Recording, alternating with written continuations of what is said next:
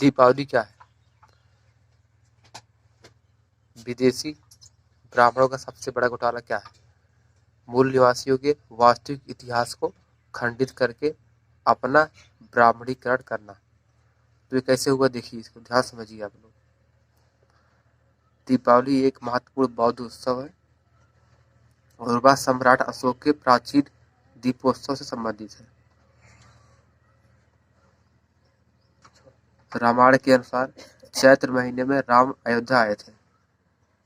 वाल्मीकि रामायण बताता है कि यहाँ पर एक जो है श्लोक है, लेकिन दीपावली जो होती है आश्विन माह में होती है। इसका मतलब यह है कि अयोध्या का और दीपावली का कोई वास्तविक संबंध नहीं है। और वास्तव में क्या बात सही है? तथागत बुद्ध ज्ञान प्राप्ति के बाद जब वह अपनी नगरी कपिलवस्तु नगरी में लौट आए थे, तब कपिलवस्तु आने वाले की खुशी में वहाँ के जो ग्रामवासी थे और शहरवासी थे, ग्रामवासी थे, उनकी खबर सुनते ही उनके पिता शुद्धोधन ने नगर को सजाया था दीपक से।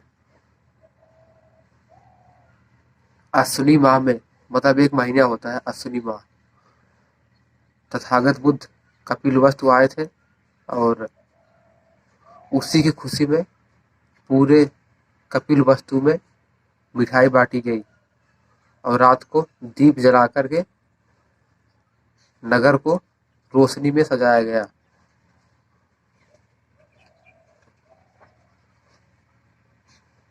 बुद्ध के जीवन की यह सब यादें अशोक काल में जो सम्राट अशोक मौर्य थे ज्यादा तौर पर मनाई जाती थी।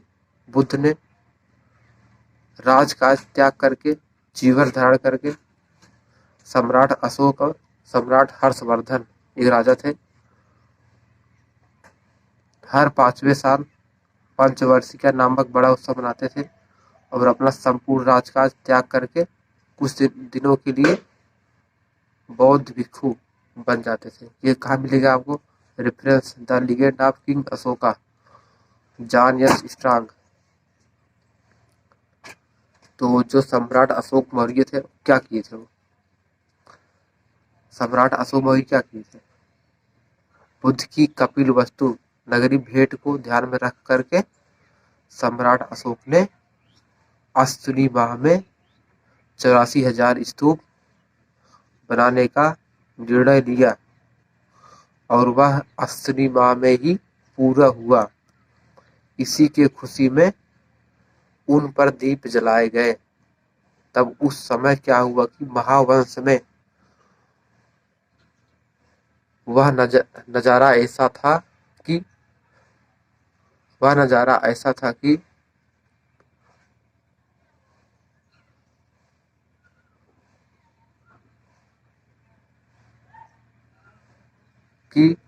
चमकते हुए स्तूप को देखने के लिए अशोक मौर्य सम्राट पाटलिपुत्र में खड़े होकर के और चमकते हुए स्तूप को देखने के लिए सारा जम्बू द्वीप दीपों की रोशनी में एकदम चमक उठा।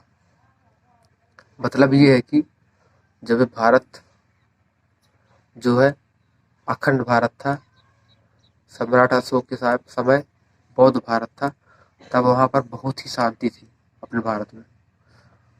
अगला है, यहाँ पे और भी लिखा गया है कि और लोगों ने खुशियों में लिप्त होकर के दीपोत्सव को मनाया। ये आप कहाँ पाएंगे? रेफरेंस नंबर, ठीक है, तो वहां पर ये आपको मिल जाएगा। फिर क्या हुआ कि सम्राट अशोक ने विजयदशमी के बाद बुद्ध की जन्मभूमि लुम्बिनी को पैदल चल करके भेंट दी थी। इसके बाद अपनी राजधानी पाटलिपुत्र, जिनकी राजधानी थी पाटलिपुत्र, वहां पर लौट करके 84,000 स्तूप बनाने का संकल्प लिए और लोग बुद्ध को बहुत चाहते थे उस समय, लेकिन दूर दराज के प्रदेशों में सभी लोग लुम्बिनी नहीं जा सकते थे। उस समय लोग बुद्ध की पूजा स्तूप के रूप में करते थे। लोगों को उस उनके ही प्रदेशों में बुद्ध का दर्शन हो जाए, इस उद्देश्य में ध्यान में रख करके अशोक ने बुद्ध के 84,000 स्तूपों पर बुद्ध के वचनों को लिखवाया और अपने वचन को, जो उनका स्तूप बनवाए थे, वो उस पर सब कुछ लिखवाए। इनकी शुरुआत उन्होंने धरती वसु में बरास खोद कर किया, जिसे हम आजकल क्या कहते हैं, वसु बारस नाम देते हैं उनको। और क्या हुआ, सम्राट का ऐलान सुनकर लाखों लोग की संख्या में राजधानी पाटलिपुत्र में इकट्ठा हो गए और खुशी हो गए वो लोग। सम्राट के साथ सभी ने अपनी पूंजी धन दान में दी। मतलब कि जो लाखों लोग वहां पर इकट्ठा हुए, वो लोग क्या किए कि सम्राट अशोक को अपने धन को वहां पर वो लोग दिए।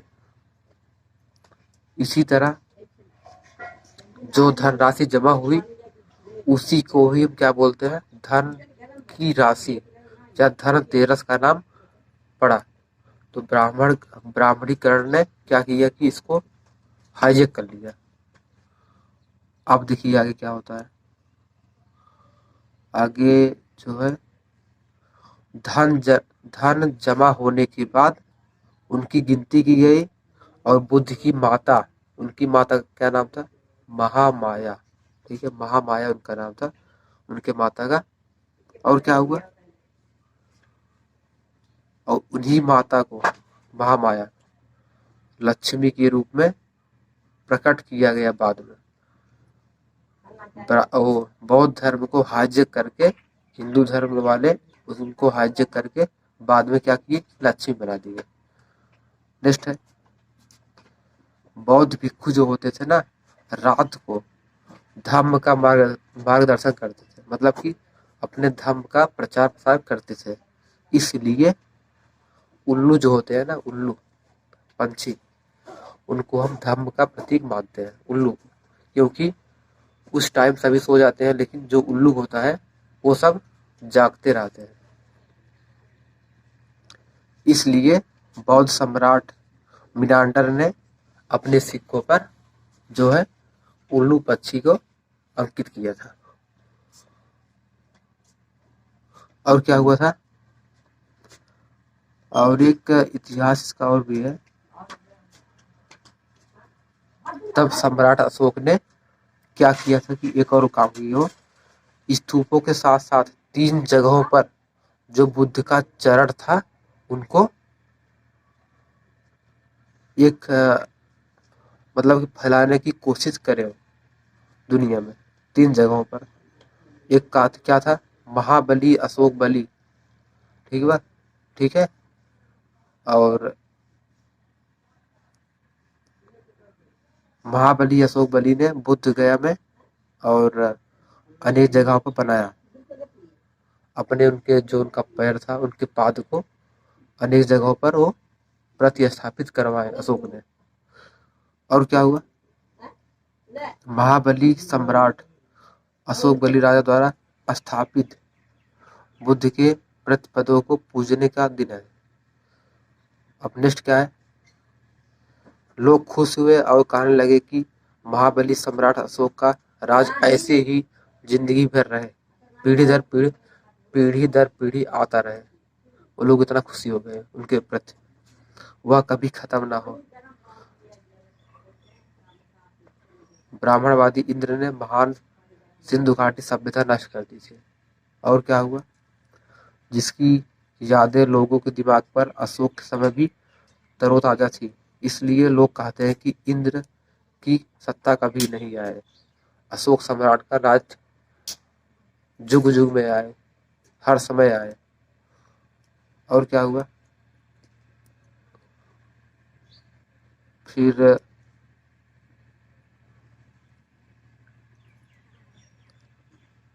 बुद्ध की याद में दीपोत्सव पूर्ण होने पर अशोक ने धर्म प्रचार करने के लिए अपने पुत्र और पुत्रियों को विदेश में भेजा। अपने पुत्री संघमित्रा को सिलोन के लिए भेजा। ठीक है, तो दोनों भाई बहन जो है, एक जो उनका पुत्र था वो दक्षिण भारत में गया प्रचार प्रसार करने के लिए, और उनकी जो पुत्री थी संघमित्रा मौर्य वो कहाँ गई, सिलोन के गई। और इसी का नाम ब्राह्मणों द्वारा भाई दूज का नाम दिया गया। नेक्स्ट, इसीलिए दीपावली जो होती है 5 दिन मनाते हैं लोग। अशोक की याद में यह 5 घटनाएं 5 दिन के दीपावली उत्सव के रूप में बाद में मनाने लगे।